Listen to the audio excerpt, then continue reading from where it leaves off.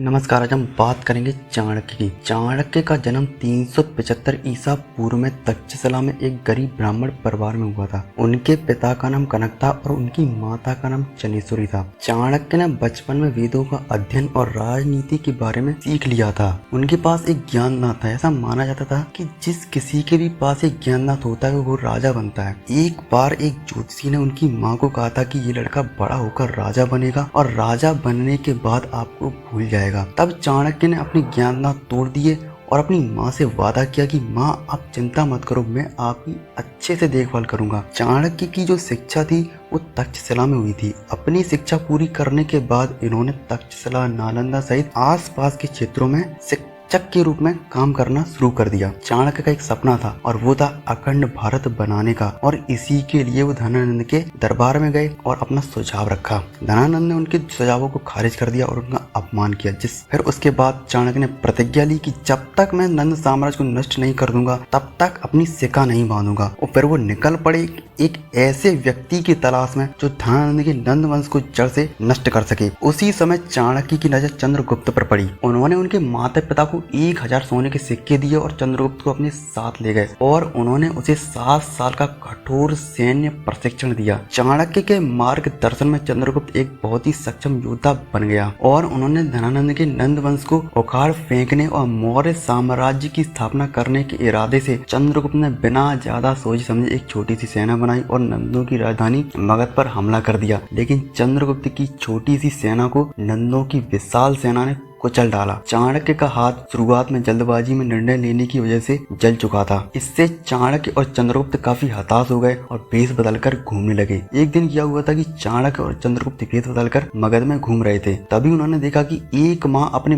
बच्चे को एक गर्म खिचड़ी से हाथ जला लेने की वजह से डांट रही है और कह रही है कि क्या तुम चाणक्य की तरह मूर्ख हो, जिसने सीमा क्षेत्रों पर कब्जा करने की बजाय सीधे राजधानी पर हमला कर दिया और अपने हाथ जला लिए। इसलिए पहले खिचड़ी को किनारे से खाओ और फिर बीच में हाथ रखो, जिससे तुम्हारे हाथ नहीं जलेंगे। चाणक्य और चंद्रगुप्त उस माँ की बात को छुपकर सुन रहे होते हैं। इसके बाद उन्हें अपनी गलती का एहसास हो जाता है और उन्हें समझ में आ जाता है कि सीमा पर कब्जा किए बिना राजधानी पाटलिपुत्र पर हमला करना उनकी एक बहुत बड़ी भूल थी। इसके बाद वो उस माता को प्रणाम करते हैं और जिसने उन्हें ज्ञान दिया था और आगे बढ़ जाते हैं।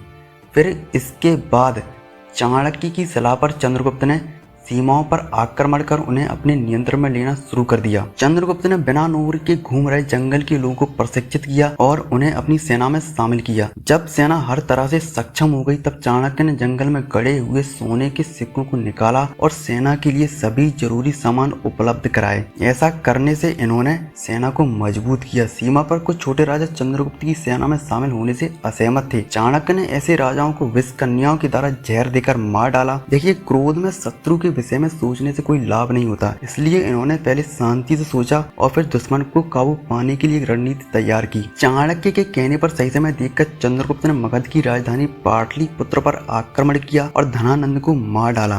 धनानंद की मृत्यु के बाद चंद्रगुप्त ने नंद वंश को उखाड़ फेंककर मौर्य साम्राज्य की स्थापना की। इस तरह उनका अखंड भारत साम्राज्य स्थापित करने का जो सपना था वो साकार हुआ और इसके साथ ही धनानंद से उनका बदला भी पूरा हो गया। चाणक्य चंद्रगुप्त के प्रधानमंत्री बने जब वो पूरे भारत के सम्राट बने। इन्होंने सुशासन के लिए एक सक्षम कैबिनेट बनाया और उन्होंने सभी मंत्रियों को अलग अलग मंत्रालय दिए। उन्होंने नागरिकों के कल्याण के लिए हर संभव सुविधाएं प्रदान की। चाणक्य एक शिक्षक, दार्शनिक, अर्थशास्त्री और राजनेता थे जिन्होंने भारतीय राजनीतिक ग्रंथ अर्थशास्त्र लिखा था। वो अर्थशास्त्र, राजनीति, युद्ध रणनीतियों, चिकित्सा और ज्योतिष जैसे विभिन्न विषयों में गहन ज्ञान रखने वाले एक उच्च विद्वान व्यक्ति थे। देखिए, अति विद्वान और मौर्य साम्राज्य का महामंत्री होने के बावजूद चाणक्य का जो जीवन था वो बहुत ही सादगी भरा जीवन था। वो सादा जीवन और उच्च विचार का सही बिल्कुल प्रतीक थे। देखिए, उन्होंने अपने मंत्रित्व काल में अत्यधिक सादगी का जीवन बताया और वो एक छोटे से मकान में रहते थे और ऐसा कहा जाता है कि उनके मकान की दीवारों पर